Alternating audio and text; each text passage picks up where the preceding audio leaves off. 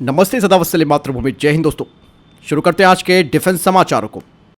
चलिए बढ़ते पहले डिफेंस अपडेट की तरफ। दोस्तों, भारत भी अब हाइपरसोनिक मिसाइल की लीग में शामिल होने वाला है और डीआरडीओ अब इसके लिए एक बड़ा परीक्षण करने वाला है। और हाइपरसोनिक क्रूज मिसाइल जिन्हें रोक पाना किसी भी एयर डिफेंस सिस्टम के बस की बात नहीं होती है। डीआरडीओ 2020 और 2023 में भी इनके परीक्षण कर चुका है। दोनों ही सफल टेस्ट थे। पहले जो टेस्ट किए गए थे उनका नाम हाइपरसोनिक टेक्नोलॉजी डेमोन्स्ट्रेटेड व्हीकल यानी कि HSTDV था। लेकिन दोस्तों, भारत लगातार हाइपरसोनिक हथियारों पर काम कर रहा है। अब ये कहा जा रहा है कि ये जो टेस्ट होगा वो एक फाइनल टेस्ट होगा, जिसके बाद इस मिसाइल को एक फाइनल रूप दिया जाएगा। और यह हाइपरसोनिक मिसाइल कन्वेंशनल और परमाणु दोनों तरीके के वॉरहेड्स ले जा सकती है। और आप सब जानते हैं कि रशिया और हाइपरसोनिक मिसाइल तैयार करने में सबसे आगे हैं। यानी कि अब फ्यूचर में हाइपरसोनिक हथियारों का जखीरा बढ़ने वाला है, जो कि और ज़्यादा घातक होंगे। और भारत दोस्तों ब्रह्मोस 2 हाइपरसोनिक मिसाइल को भी तैयार कर रहा है, जिसमें कि स्क्रैमजेट इंजन लगा होगा। इसकी रेंज हालांकि 600 किलोमीटर होगी, लेकिन इसकी स्पीड 8,575 किलोमीटर प्रति घंटा होगी। और इसे पनडुब्बी, विमान, जहाज या फिर जमीन पर लगाए जाने वाले लॉन्च पैड से भी दागा जा सकेगा। चलिए बढ़ते हैं नेक्स्ट अपडेट की तरफ। दोस्तों, एक बार फिर से भारत सरकार ने NSA अजीत डोभाल जी पर विश्वास जताया और तीसरी बार उन्हें राष्ट्रीय सुरक्षा सलाहकार बनाया गया। हालांकि इससे पहले कहा जा रहा था कि शायद उन्हें रिटायर कर दिया जाएगा, लेकिन प्रधानमंत्री मोदी ने एक बार फिर से उन पर भरोसा जताया है। NSA यानी कि नेशनल सिक्योरिटी एडवाइजर भारत की राष्ट्रीय सुरक्षा परिषद का एक वरिष्ठ अधिकारी होता है और इसकी नियुक्ति कैबिनेट की नियुक्ति समिति के द्वारा की जाती है। और इस समिति के अध्यक्ष भारत के प्रधानमंत्री होते हैं। और आपसे मैं क्वेश्चन पूछना चाहूंगा दोस्तों, भारत के पहले NSA यानी कि नेशनल सिक्योरिटी एडवाइजर कौन थे? कमेंट सेक्शन में लिखकर जरूर बताइएगा। चलिए बढ़ते नेक्स्ट अपडेट की तरफ। दोस्तों, भारतीय वायुसेना CATS warrior loyal wingman UCAV program में अपनी दिलचस्पी दिखा रही है और कहा जा रहा है कि कम से कम 120 यूनिटों को वो शामिल करेगी। दरअसल भारत की प्राइवेट सेक्टर की कंपनी न्यू स्पेस टेक्नोलॉजी के साथ HAL के द्वारा इस योजना पर काम किया जा रहा है। और इस तरीके की खरीद से इंडियन एयरफोर्स को एडवांस टेक्नोलॉजी इंटीग्रेट करने में मदद मिलेगी और साथ ही इंडियन एयरफोर्स की जो कॉम्बैट इफेक्टिवनेस और ऑपरेशनल फ्लेक्सिबिलिटी है वो भी बढ़ जाएगी। और loyal wingman program modern aerial warfare में एक क्रांतिकारी अवधारणा है। इसमें अनमैन्ड एरियल व्हीकल्स की तैनाती शामिल होती है, जो कि मैन्ड फाइटर जेट्स के साथ मिलकर काम करते हैं और ये फोर्स मल्टीप्लायर होते हैं। और इन UAVs का इस्तेमाल निगरानी, टोही, इलेक्ट्रॉनिक युद्ध और यहाँ तक कि आक्रामक अभियानों के लिए भी किया जाता है। HAL और न्यू स्पेस टेक्नोलॉजी ने पहले ही CATS warrior loyal wingman programme के स्केल्ड मॉडल का विकास शुरू कर दिया। उम्मीद है कि अगले 2 वर्षों में इसके विकासात्मक परीक्षण शुरू होंगे और फिर फुल स्केल मॉडल विकसित किया जाएगा। बढ़ते नेक्स्ट अपडेट की तरफ। दोस्तों, इजरायली एरोस्पेस इंडस्ट्रीज ने एक लोरा एयर टू ग्राउंड मिसाइल तैयार की है P-8I ऑपरेटरों के लिए। और P-8I आप सब जानते हैं कि इसका इस्तेमाल भारतीय नौसेना भी बड़ी संख्या में करती है। इजरायली एरोस्पेस इंडस्ट्रीज की तरफ से कहा जा रहा है कि एयर लोरा एक एयर टू ग्राउंड मिसाइल है, जो कि गेम चेंजर होगी। ये हाई वैल्यू और अच्छी तरीके से संरक्षित लक्ष्यों के खिलाफ डिजाइन की गई मिसाइल है। और इजरायली एरोस्पेस इसके स्टैंड ऑफ रेंज का दावा करता है, यानी कि सुरक्षित दूरी से लक्ष्यों को ये एंगेज कर सकती है। एयर लोरा में अलग अलग तरीके के वॉर हेड्स लगाए जा सकते हैं। चलिए बढ़ते नेक्स्ट अपडेट की तरफ। दोस्तों, चाइना ने सिचुआन प्रांत में एक नया एयरबेस तैयार करना शुरू कर दिया है, जो कि भारतीय सीमा से लगभग 350 किलोमीटर दूर स्थित है। माना यह जाता है कि इस बेस के बारे में ज्यादा विस्तृत जानकारी उपलब्ध नहीं है और इसका इस्तेमाल सैन्य कार्रवाई के लिए किया जा सकता है। डिफेंस एक्सपर्ट्स कहते हैं कि यह नेशनल हाईवे S-217 पर चीनी सैन्य अभियानों का समर्थन देने के लिए तैयार किया गया है। और ये जो नेशनल हाईवे है S-217 ये आगे जाकर G-318 नेशनल हाईवे के साथ मिल जाता है, जो कि भारतीय सीमा की ओर जाने वाला प्रमुख रास्ता है। इस रनवे की जो लंबाई है उसके बारे में ज़्यादा जानकारी तो नहीं है, लेकिन कहा यह जा रहा है कि 3000 मीटर से अधिक का इसका रनवे हो सकता है, जिसका इस्तेमाल फाइटर जेट और परिवहन विमानों सहित कई तरीके के सैन्य विमानों के लिए किया जा सकता है।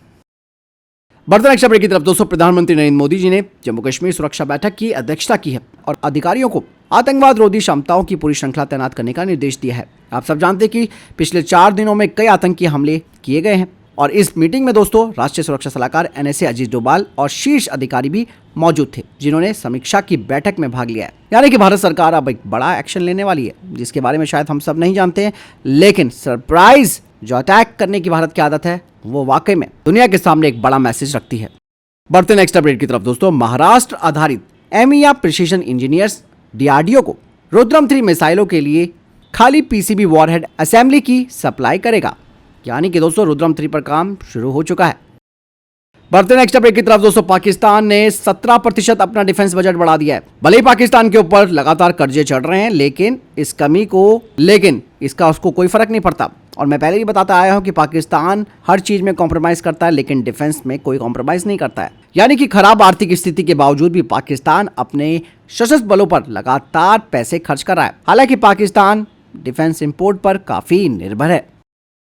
बढ़ते नेक्स्ट अपडेट की तरफ दोस्तों, चाइना के सामान को लेकर यही कहा जाता है कि चले तो चांद तक, नहीं तो शाम तक। कुछ इसी तरीके की कहावत अब बांग्लादेश की तरफ से भी कही जा रही है। बांग्लादेश ने लगातार चाइना के साथ अपने डिफेंस संबंधों को सुधारा और लगातार उससे कई हथियार लिए, लेकिन दोस्तों चाइना का ये जो सामान था वो शाम तक नहीं चल पाया। यानी कि एक बड़ा चूना बांग्लादेश को चाइना ने लगा दिया। अब बांग्लादेश की सेना का आरोप है कि चाइना की कंपनियों ने उन्हें खराब कल पुर्जे दिए। इसके अलावा जो उनके हथियार भी हैं उनमें कई तरीके की तकनीकी समस्याएं भी आ रही हैं। बांग्लादेश की एयरफोर्स ने चाइना के F-7 fighter jet, Ka-8W aircraft और short range air defence system भी खरीदे, लेकिन ये एयरक्राफ्ट ना तो उड़ पा रहे हैं और जो एयर डिफेंस सिस्टम है वो फायरिंग नहीं कर पा रहे हैं।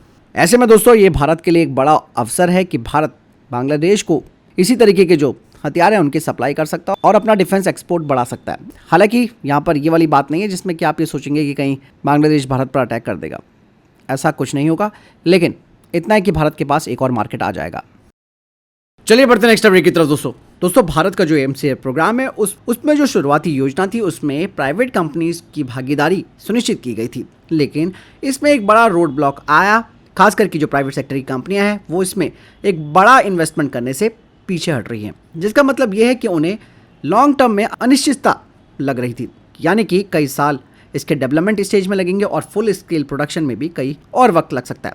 लेकिन अब इंडियन प्राइवेट सेक्टर की कंपनियां, उनकी तरफ से इस तरीके के संकेत मिल रहे हैं कि वो एएमसीए का हिस्सा तभी बनेंगी जब ये फाइटर जेट प्रोडक्शन के लिए रेडी हो जाएगा, साथ ही उनके पास इंडियन एयरफोर्स से कंफर्म्ड ऑर्डर होंगे।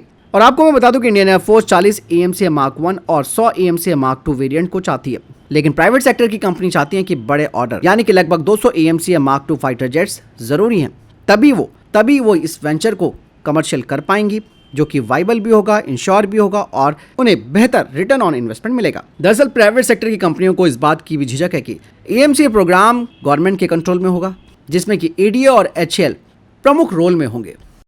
चलिए बढ़ते नेक्स्ट अपडेट की तरफ दोस्तों, लार्सन एंड टुब्रो के द्वारा लाइट टैंक के सफलतापूर्वक रोल आउट के बाद अब एक मेजर टर्निंग पॉइंट यहां पर देखा जा रहा है, जो कि भारत के स्वदेशी मेन बैटल टैंक प्रोग्राम के लिए। बता दें कि ये डीआरडीओ के चेसिस के डिजाइन पर आधारित है और ये भारत के घरेलू रूप से निर्मित नेक्स्ट जनरेशन के मेन बैटल टैंक के लिए भी काफी उपयोगी होगा, जो कि भारतीय सेना की जरूरतों को पूरा करेगा। हालांकि इस बारे में अभी चर्चा चल रही है कि स्पेशल पर्पस व्हीकल के तौर पर प्राइवेट कंपनीज और combat vehicle research and development establishment को भी इस प्रोग्राम में जोड़ा जाएगा, जो कि next generation main battle tank का प्रोडक्शन करेंगे। बढ़ते नेक्स्ट अपडेट की तरफ दोस्तों, ब्रह्मोस एरोस्पेस के हेड की तरफ से कहा गया है कि उन्होंने 83% स्वदेशीकरण का जो स्तर है वो ब्रह्मोस मिसाइल में हासिल कर लिया है, जिसके लिए कोलैबोरेशन किया गया है इंडियन इंडस्ट्रीज के साथ। ब्रह्मोस एरोस्पेस ने सफलतापूर्वक कई क्रिटिकल सबसिस्टम्स बनाए हैं, जैसे कि बूस्टर, सीकर, रैमजेट इंजन और स्वदेशी फ्यूल आदि। इसके अलावा कई छोटे छोटे कंपोनेंट्स हैं, उन्हें भी देश में तैयार किया गया है और इन स्वदेशी कंपोनेंट्स की सफलता के बाद इनका इंटीग्रेशन अब ब्रह्मोस मिसाइल में किया जाएगा और उसके बाद इसके परीक्षण किए जाएंगे। तो फिलहाल इतने तक के टॉप डिफेंस अपडेट्स। वीडियो के सामने कोई प्रश्न जवाब या आपको कोई सवाल है कमेंट सेक्शन में लिखकर जरूर पूछ सकते हैं। वीडियो को लाइक और शेयर जरूर कीजिएगा। ख्याल रखिएगा अपना। जय हिंद, वंदे मातरम।